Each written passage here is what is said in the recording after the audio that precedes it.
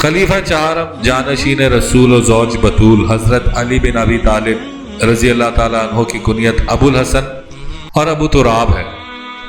آپ حضور اقدس صلی اللہ علیہ وآلہ وسلم کے چچا ابو طالب کے فرزند ارجمند ہیں۔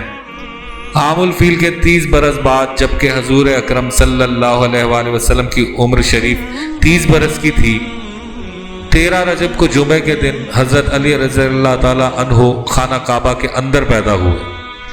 آپ کی والدہ ماجدہ کا نام حضرت فاطمہ بنت اسد رضی اللہ تعالیٰ عنہا ہے۔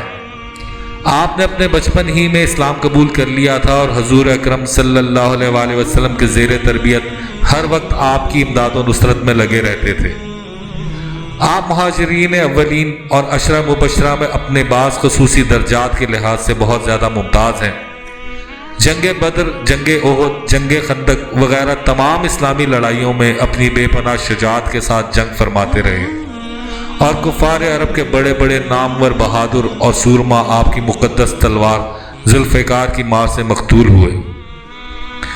امیر المومنین حضرت عثمان غنی رضی اللہ تعالیٰ عنہ کی شہادت کے بعد انصار و مہاجرین نے آپ کے دست حق پرست پر بیعت کر کے آپ کو امیر المومنین منتخب کیا اور 4 برس 8 ماہ 9 دن تک آپ مسند خلافت کو سرفراز فرماتے رہے۔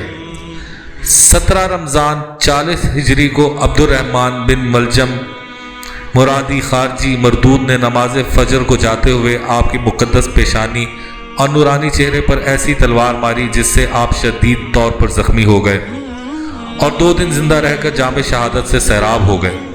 اور بعض کتابوں میں لکھا ہے کہ 19 رمضان جمعے کی رات میں آپ زخمی ہوئے اور 21 رمضان شب یکشنبہ آپ کی شہادت ہوئی۔